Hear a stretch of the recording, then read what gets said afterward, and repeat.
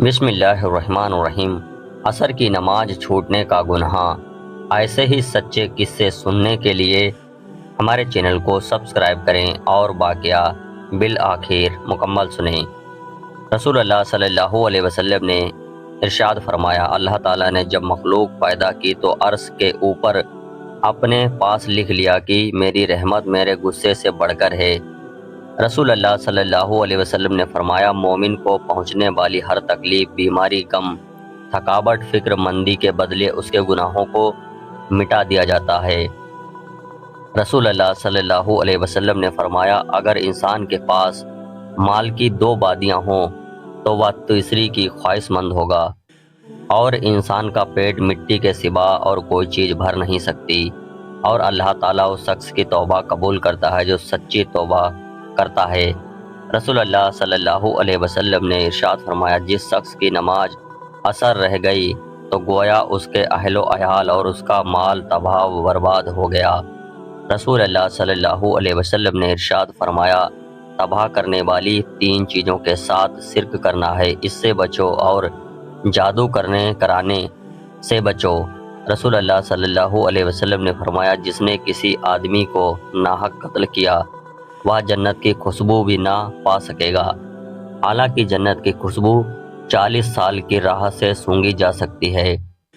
رسول اللہ صلی اللہ علیہ وسلم نے ارشاد فرمایا، اس شخص کی مثال جو اپنے رب کو یاد کرتا ہے اور اس کی مثال جو اپنے رب کو یاد نہیں کرتا زندہ اور مردہ جیسی ہے۔ ایک مرتبہ ابرہہ بن دہا رحمۃ اللہ علیہ نے لوگوں کی دعوت کی۔ جب کھانے پہ بیٹھے تو لوگوں نے کسی کا تزک یعنی غیبت کرنا شروع کر دیا۔ آپ نے فرمایا، پہلے گوشت سے پہلے روٹی کھاتے تھے اور آپ لوگ نے روٹی سے پہلے گوشت کھانا شروع کر دیا، یعنی غیبت شروع کر دی۔ رسول اللہ صلی اللہ علیہ وسلم نے غیبت کو مسلمان کا گوشت کھانا قرار دیا۔ ایک مرتبہ رسول اللہ صلی اللہ علیہ وسلم نے صحابہ رضی اللہ تعالی عنہ سے سوال کیا، سب سے زیادہ برا شخص کون ہے؟ صحابہ نے عرض کیا، اللہ اور اس کے رسول ہی جان سکتے ہیں۔ تو فرمایا، سب سے زیادہ برا چغل خور ہے جو ہر ایک کے سامنے اسی کی کہتا ہے اور دوسروں کی برائی کرتا ہے۔ کسی نے کہا کہ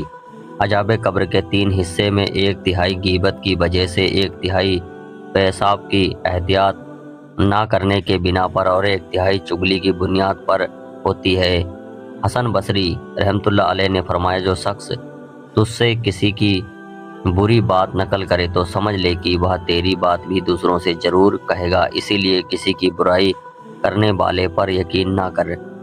رسول اللہ صلی اللہ علیہ وسلم نے ارشاد فرمایا، کچھ لوگ اللہ کی نعمتوں کے دشمن ہوتے ہیں۔ کسی نے کہا، وہ کون لوگ ہیں؟ فرمایا، خوشحال لوگوں پر حسد کرنے والے۔ حکیم لقمان نے کسی کے دریافت کیا کہ آپ کو یہ بلند مقام کس طرح حاصل ہوا؟ فرمایا، سچائی، امانت دین۔ رسول اللہ صلی اللہ علیہ وسلم نے فرمایا، مرنے والے کے پاس جا کر کلمہ طیبہ کی تلقین کیا کرو اور جنت کی بشارت دو۔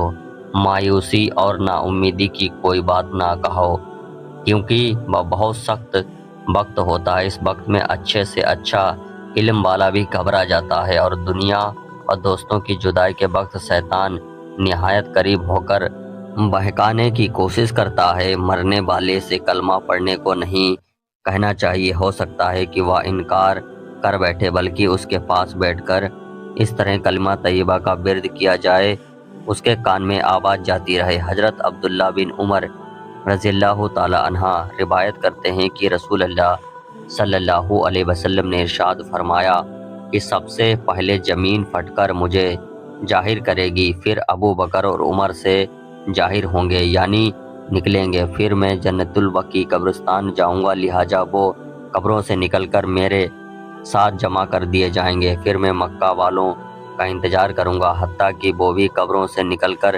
میرے ساتھ ہو جائیں گے، پھر میں حرمین والوں کے درمیان میدان محشر میں جمع ہو جاؤں گا۔ جو لوگ قبروں میں دفن ہیں، مسلم ہو یا کافر، وہ دوسری بار سور کی آواز سن کر قبروں سے نکل کھڑے ہوں گے، اور جو لوگ آگ میں جلا دیے گئے یا سمندر میں بہا دیے گئے یا جن کو درندوں نے پھاڑ کر کھایا تھا، ان کی روحوں کو بھی جسم عطا کیا جائے گا، اور لا محلہ وہ بھی میدان محشر میں جمع ہوں گے۔ حضرت یحییٰ بن معاذ رضی اللہ تعالی عنہ فرماتے ہیں کہ آدمی بیچارہ جتنا تنگ دستی سے ڈرتا ہے، اگر جہنم سے اتنا ڈرے تو سیدھا جنت میں جائے گا۔ ایسے ہی سچے قصے سننے کے لیے ہمارے چینل کو سبسکرائب کریں۔